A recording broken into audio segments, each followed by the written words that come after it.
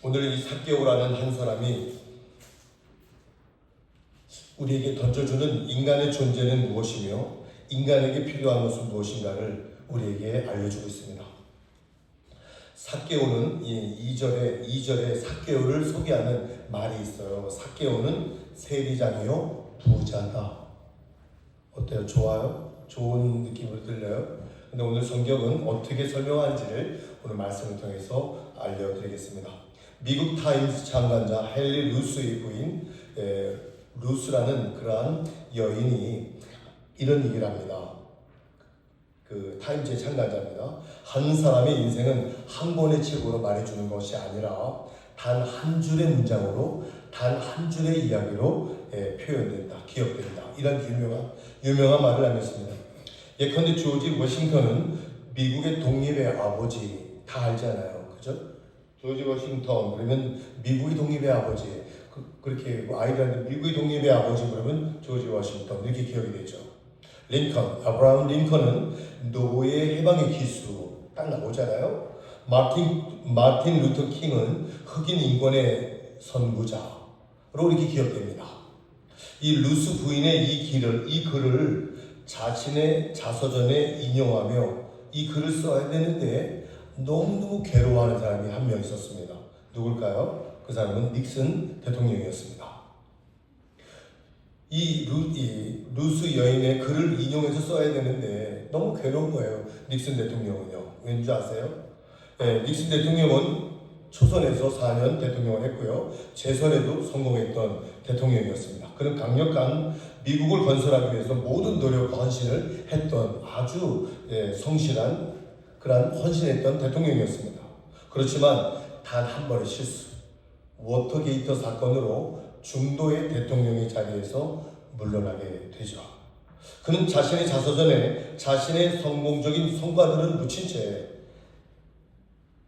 닉슨 대통령을 설명할 때 임기 도중 사임한 최초의 미국 대통령 이렇게 기록될 것을 굉장히 곤혹스러워했고 괴로워했습니다. 여러분 어떠세요?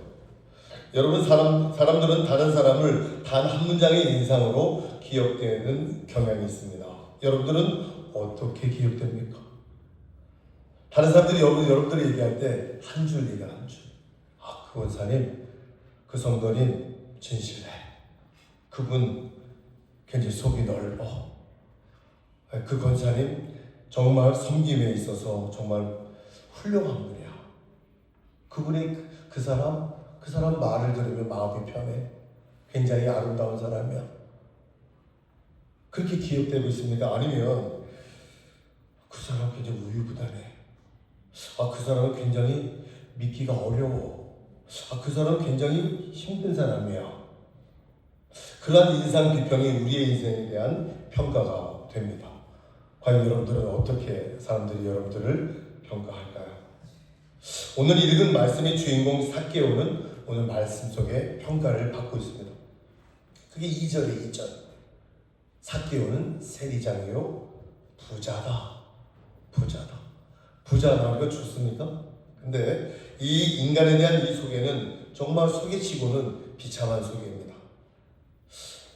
저 삭개오는 의인이야. 삭개오는 하나님을 경외하는 사람, 선행을 많이 하는 사람, 구제를 많이 하는 사람, 많은 선교를 하는 사람, 이러한 평가가 아니라 세리장이요 부자다. 이렇게. 여러분 이 세리장은 이 세리의 팀장입니다. 세무서의 장이라는 얘기입니다. 당시 이스라엘에서는 이 세리는요 어떤 취급을 받았을까요? 민족의 반역자의 취급을 당했습니다. 왜냐하면 이방인인 로마에 충성하고 또 같은 동족의 그러한 세금을 수탈해 가기 때문이었습니다. 그래서 오늘 7절 말씀에 보면 그 세리집, 삭개오 집으로 가는데 사람들이 뭐라 그래요? 죄인이 집에 간다. 그렇게 얘기해요.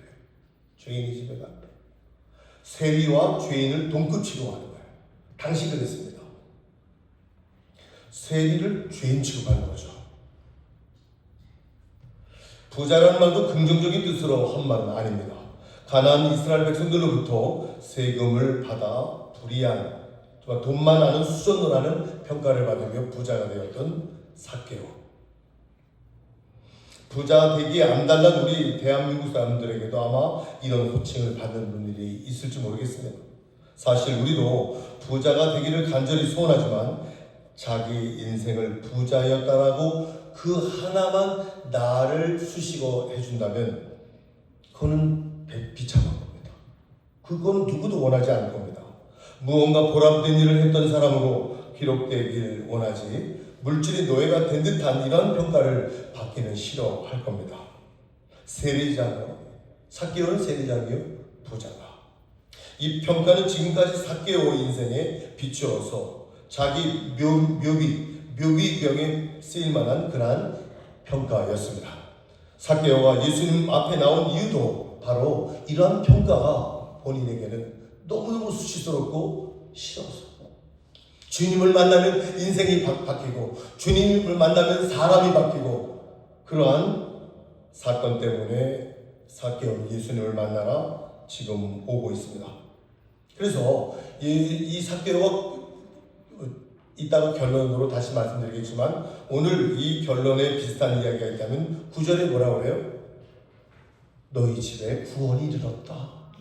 이 삭개오도 아브라함의 자손이라고 예수님이 평가를 해주십니다. 이 평가를 받기 이전에 그 사이에 어떤 일이 있었을까요? 우리 주님은 우리 예수님은 우리 인생에 대한 평가를 바꿔주는 분입니다. 예수님을 만나기 전은 우리는 땅의 사람이었습니다. 그러나 우리 예수님을 만난 후에는 하늘의 사람으로 우리는 바뀌잖아요. 바뀌었잖아요. 예수님을 만나기 전은 땅의 가치관을 쫓아서 땅의 것을 물질만을 권세만을 위하여 지식만을 위해서 스펙만을 위해서 우리가 추구했지만 이제는 하나님의 말씀을 따라 하나님의 나라와 하나님의 의를 구하는 저와 여러분들이 된 거 아니겠습니까? 이건 축복이요 감사의 조건인 줄 믿습니다. 삭개오의 한 예지만 우리 인생에서도 결정적인 변화의 시기는 많았습니다. 자기 인생의 목표와 방향은 수시로 수정할 때가 많죠? 그때로 여러분들이 정한 대로 다 끝까지 가실 수 있습니까? 중년의 나이가 바로 그런 나이인 줄 믿습니다. 우리 인생의 반환점, 전반전과 후반전이 있다고 생각합니다.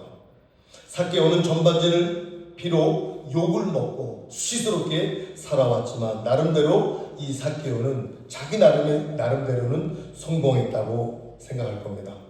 악착같이 돈을 모았으니까요. 그러나 인생은 그게 다가 아니죠. 돈을 모으는 게 인생의 다입니까? 성공보다 더 중요한 것은 그 사람의 삶의 내용입니다. 왜 살죠? 왜 돈을 벌죠? 이 대한 진지한 물음, 인생의 후반전으로 갈수록 이 물음이, 이 질문이 우리에게는 있어야 됩니다.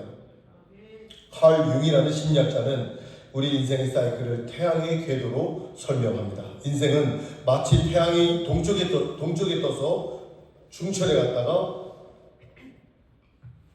서쪽으로 지는 것과 같다고 말하고 있습니다. 태양이 그리는 이 180도의 반원의 이 정점을 기점으로 우리 인생의 전반부와 후반부로 나누어진다고 말하죠. 우리가 등산할 때와 하산할 때 목표와 사용되는 이 근육의 내용이 다르잖아요. 우리 인생의 전반부와 후반부는 달라야 됩니다. 인생의 전반부는 성취와 성공이 목표합니다. 보통 이 전반부에 살아가려면 성공과 성취를 위해서 우리는 달려가죠. 우리가 열심히 배우고 일하는 이유도 성공하기 위해서입니다. 좋은 학교, 좋은 직장, 거기에서도 정상의 자리에 앉기 위해서 안간 힘을 쓰지 않습니까? 태양이 정점에 이르듯 인간도 정상의 자리에 가까이 갈수록 성취감이 들죠. 그러나 동시에 정상에 가까이 갈수록 허탈감과 불안감도 밀려옵니다. 왠지 아세요? 정상에 있으면 내려와야 되잖아요. 내려올 때가 있잖아요. 이게 다인가? 그럼 정상에 올라왔어요. 이게 다인가? 허탈감이 드는 거죠.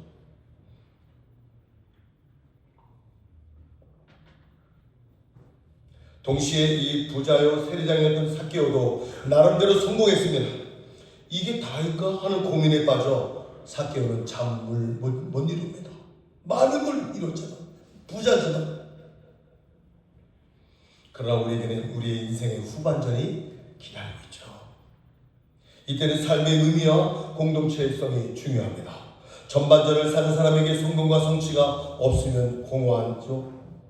그렇지만 후반전을 사는 사람들에게는 아무리 많은 돈과 명예가 있을지라도 공허합니다. 후반전에서 만족은요, 자기 자신의 시간과 그 물질을 들여 다른 사람들을 어떻게 위하고 어떻게 돕고 어떻게 섬겨하고 어떻게 섬기는 데 만족이 발생됩니다. 전반전은 일이 중심이었다면 후반전에는 관계가 중요합니다. 사람들 대부분이 이 후반전에서 인생의 실패를 하죠. 저는 이 후반전에서 인생의 실패를 하는 분들이 너무너무 많이 봤어요. 수천억짜리 이 빌딩을 갖고 있는, 두세 개씩 갖고 있는 그런 분들의 마지막이 별로 아름답지 못한 것을 저는 많이 봤어요.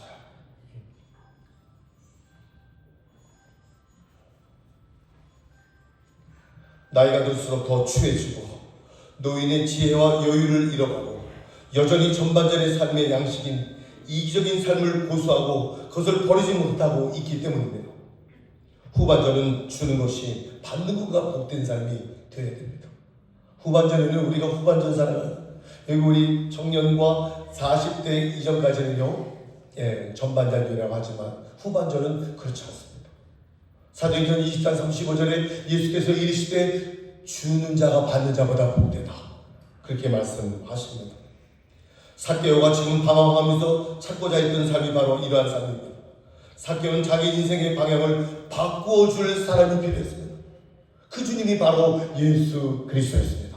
그 주님을 만나기 위해서 지금 오늘 이 시간 여리고에 들어와 있었습니다. 삭개오와 예수님의 만남의 장면은 약간의 그러한 코믹의 순간도 있었죠. 3절에 보면 삭개오가 예수님이 온다는 소식을 듣고 예수님을 만나 갑니다. 그러나 예수님께 가까이 갈 수가 없습니다. 첫째는 사람이 많아서고요. 두 번째는 삭개오 키가 뭐라 그랬어요? 키가 작았다고 했습니다.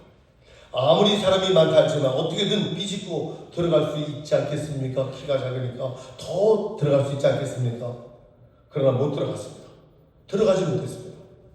아마 사람들이 막았을지도 몰라요.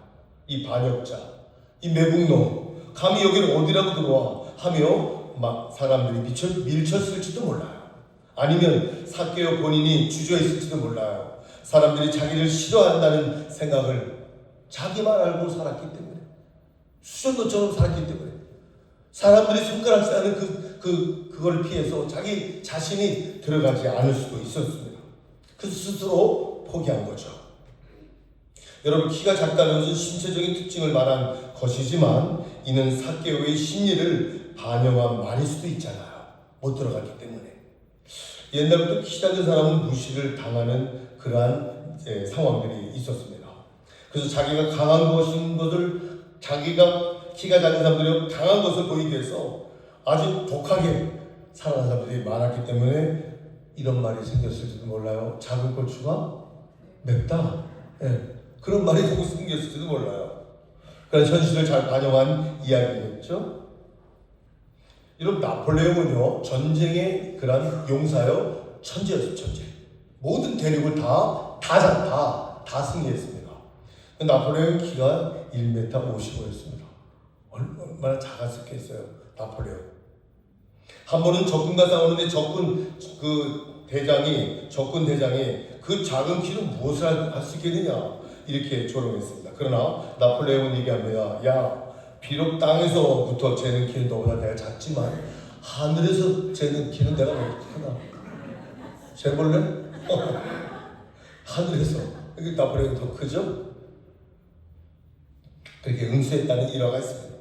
삭개오가 민족이 싫어하는 세리의 길을 갔던 것은 이런 이유일 수도 있습니다.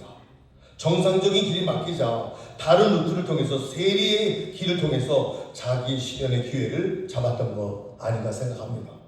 그러나 그 별과 재물은 많이 모았지만 민족들로부터, 사람들로부터 외면당하는 수모를 당하는 삶이 되어버리고 말았습니다. 그의 작은 키는 신체적인 특징 외에 그의 정신적인 상태도 볼 수 있었습니다. 어쨌든 이런저런 이유로 예수님과의 만남은 힘들어졌습니다. 그러나 삭개오는 포기했습니까? 포기하지 않았죠. 그만큼 간절했죠. 그때 삭개오의 눈에 예수님이 가시는 길에 서 있는 뽕나무가 눈에 보이는 겁니다.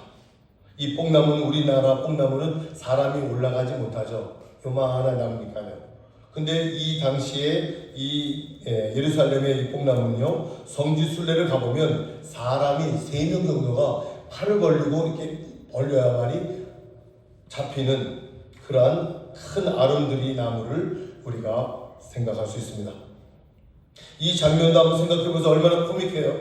키가 작고도 정말 배가 나오는지 안 나오지만 뚱뚱한 이 어른, 그것도 돈도 많고 나름대로 세리의 그러한 직분을 가졌던 사람이 예수님을 보기 위해서 뽕나무에 올라와 있는 거예요.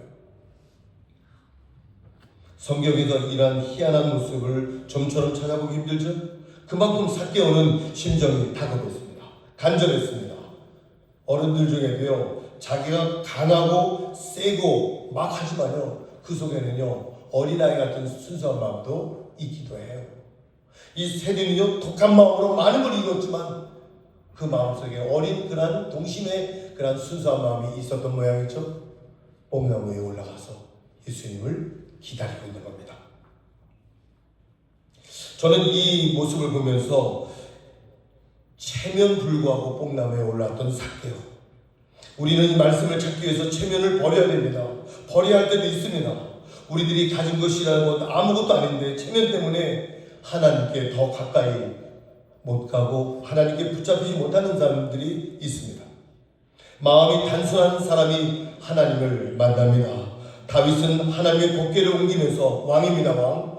그때 왕은요, 지존입니다. 지존. 이 왕 법궤를 옮기면서 너무 기뻐서 이 왕 다윗 왕이 옷이 벗겨질지도 모르고 춤을 춥니다.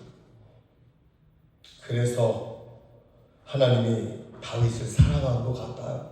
너무너무 다윗을 사랑하잖아요. 하나님은 다윗을 보면서 너는 내 마음에 쏙 들어, 그렇게 이야기합니다. 예수님께서는 아마 삭개오가 접근할 때부터 알아보았을 거예요. 예수님은요, 제자들에게 둘러싸여 계셨지만 관심은 삭개오에게 예수님의 관심에 있었습니다.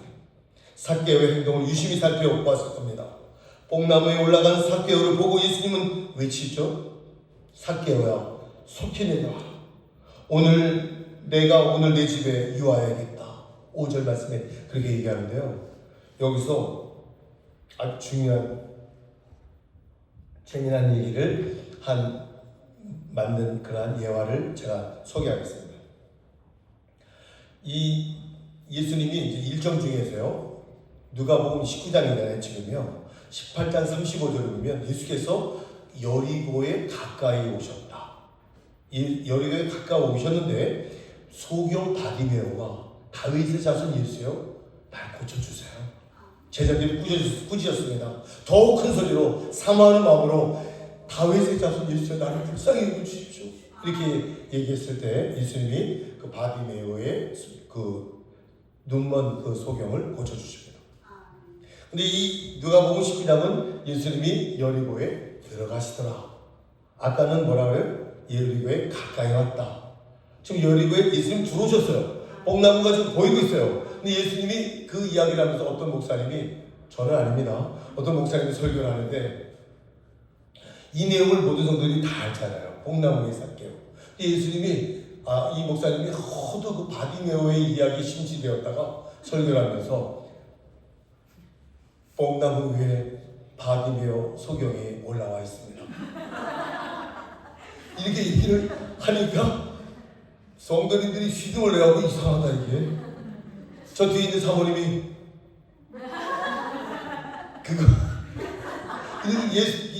그래도 이 목사님이 그걸 눈치채지 못하고 이 바디메오가 예수님을 만나기 위해서 열정적으로 눈먼 소경에서 나와서 기뻐서 뽕나무 위에 올라갔습니다.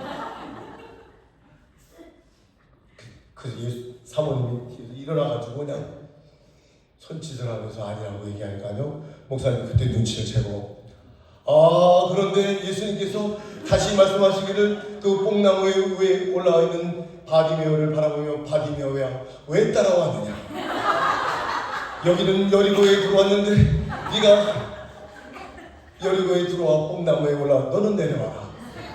너 거기에 올라갈 자는 삭개오다. 삭개오여 올라와라.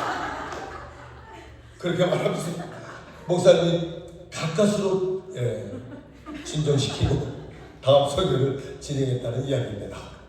이 얘기도 내일 태국에서 방콕에서 선교사들에게 잠깐 웃으라고 제가 할 겁니다. 여러분들이 안 오셨으면 안 하려고 했는데 삭개오야 속히 내려오라. 내가 오늘 내 집에 유하여야겠다. 예수님 지금 예루살렘으로 가고 계시는 거죠. 십자가에서 올라가시는 거죠. 바쁘고 중대한 사명이 있음에도 불구하고 삭개오의 집에 머무르겠다고 말하고 있습니다. 한 영혼을 구하겠다는 이 생각에 세계를 구할 것이다. 한 영혼을 구하겠다는, 한 영혼에 대한 사랑을 가진 그 예수님이 세계를 구하지 않습니까? 여러분처럼 정말 우리 성도님들이 또한 많은 성교사님들이 한 영혼에 대한 사랑을 가진 사람만이 세계 선교를 할 자격이 있습니다. 주님은 항상 잃어버린 양 한 마리에 관심이 있습니다. 인자가 온 것은 잃어버린 자를 찾아 구원하기 위함이라고 말하고 있습니다. 예수님이 이 한마디 말에 삭개오 인생이 완전히 뒤바뀝니다. 삭개오 뭐라 그래요? 자신을 이해하고 자신을 위해서 오늘 너희 집에 구원이 임할 것이다. 너는 아브라함의 자손이야.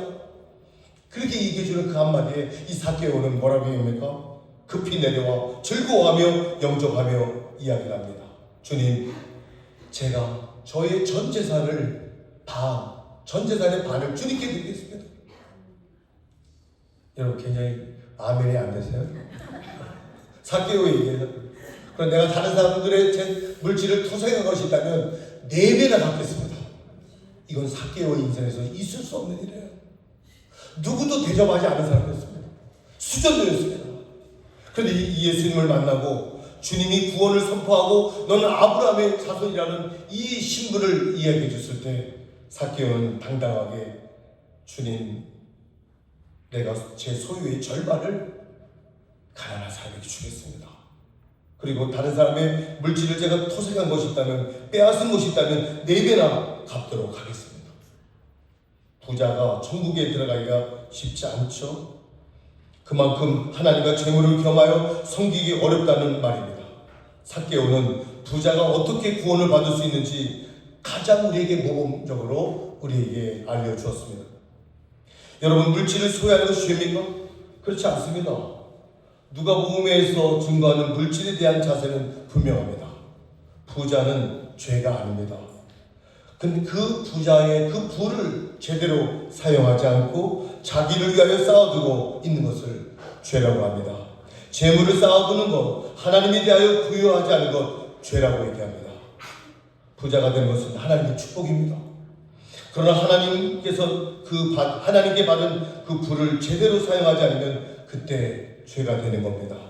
부에 대한 태도는 어떻게 정의하면 좋을까요? 첫째, 열심히 여러분들이 물질을 많이 버시고요, 부자가 되십시오. 부자는 하나님께 대한 축복입니다. 그런데 그 부자의 부를 제대로 사용하셔야 됩니다.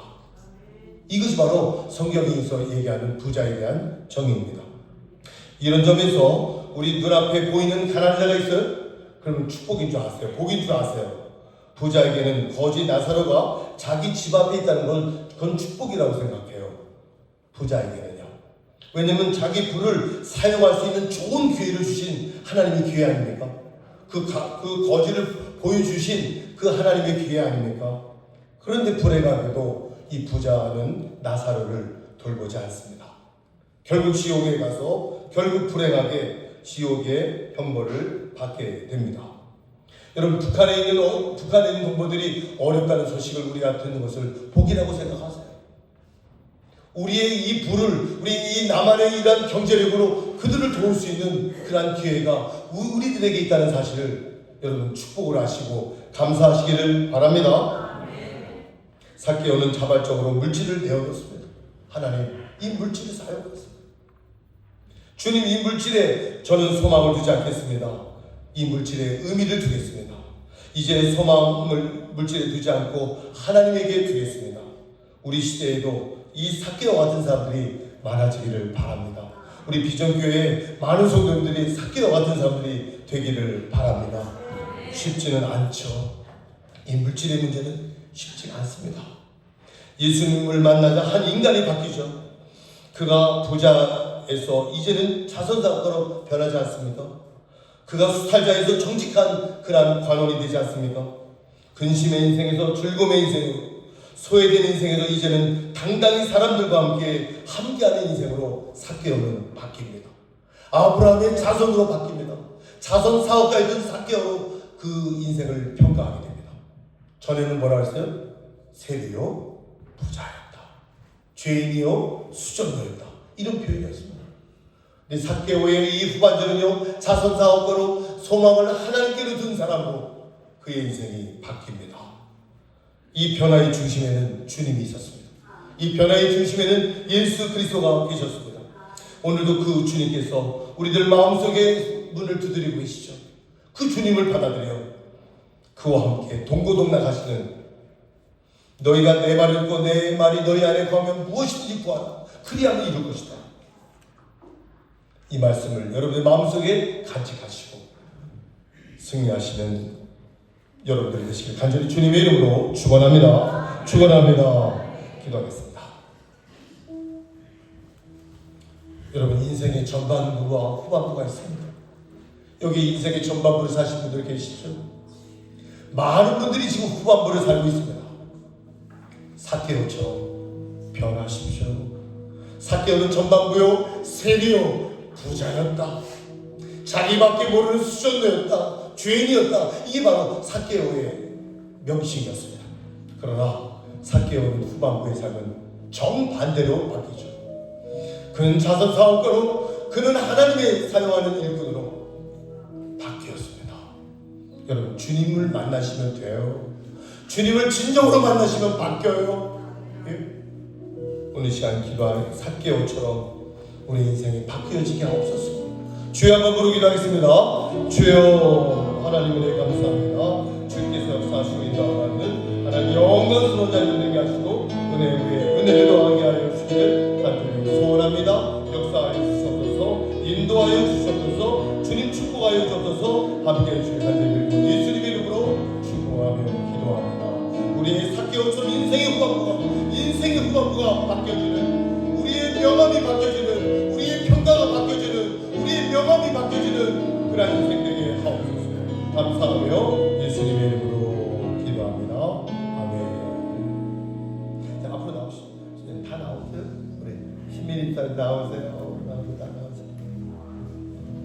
우리 한번 이 선교사들이 이 찬양을 만들었어요. 한번 선교사의 마음으로 여러분들이, 이 선교사님들은 정말 외국에서 1년 12달 방콕, 미얀마, 인도네시아, 필리핀, 말레이시아 1년 내내 여름 제일 시원한 날씨가 몇 도인지 아세요? 28도예요. 28도가 거기에 겨울이래요. 28도. 나머지 다 30도가 넘어요. 1년 12달 그 여름 나라에서 살려면 쉬울까요? 매우 어렵습니다. 매우 힘듭니다. 왜 그럴까요? 주님의 복음을 위해서, 주님의 말씀을 위해서 그들은 거기에 있어야만 했습니다. 우리 찬양하겠습니다. 같이 하시죠. 이 함께 일어나시죠. 일어나서 이 찬양 같이 하시죠. 같이 한번 불러보겠습니다.